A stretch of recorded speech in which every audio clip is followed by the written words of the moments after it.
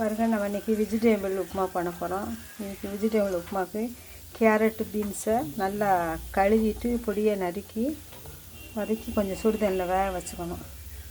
வேக வச்சுட்டு அந்த தண்ணியை நம்ம அளந்து ஊற்றுறப்போ ஊற்றிக்கணும். வந்து இப்படி காயை வடிகட்டி வச்சுக்கணும் வேகும்.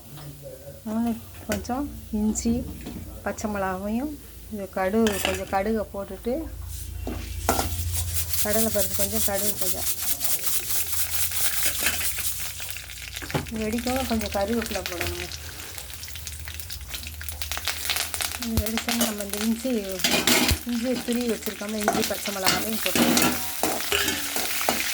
போட்டுட்டு நல்லா இதை கொஞ்சம் வாசம் வர வரைக்கும் வதக்கணும். அந்த இஞ்சியை வதக்கினோட நம்ம வதக்கி வச்சுருக்கு காய்கறி வெங்காயம், அந்த வெங்காயம் கொஞ்சம் நல்லா வதங்கணும். இந்த வெங்காயம் சீக்கிரம் வதங்கன்னா இது கொஞ்சோண்டு உப்பு போட்டால் சீக்கிரம் நல்லா வதக்கிடுங்க. நம்ம இன்றைக்கி வந்து 300 ரவை போட போகிறோங்க. 300 ரவைக்கு இவ்வளோ உப்பு போதும்.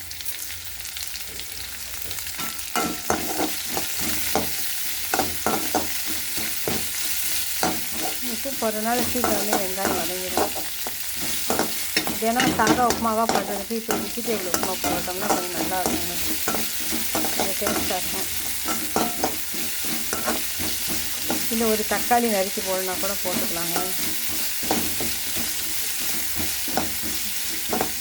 இல்லை அந்த நறுக்கி வச்சுருக்க காய்கறியும் நம்ம அதில் போட்டணும் வெந்ததை.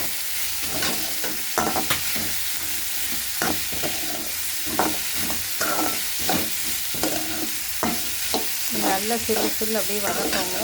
ஒரு கிளாஸ்க்கு வந்து 100 ரவைக்கு 200 தண்ணி ஊற்றணுங்க. 300க்கு 600 தண்ணி ஊற்றணும். ஊற்றி நல்லா மூடி வைக்கணும். தண்ணி கொதிக்கணும், போய் ரவையை போட்டு கிண்டிடணும். பாருங்கள், வெஜிடபிள் உப்புமா ரெடி.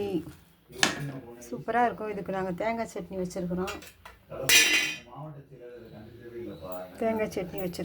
சாப்பிட்றது சூப்பராக இருக்கும். தினம் இட்லி தோசை தான் சாப்பிட்றது.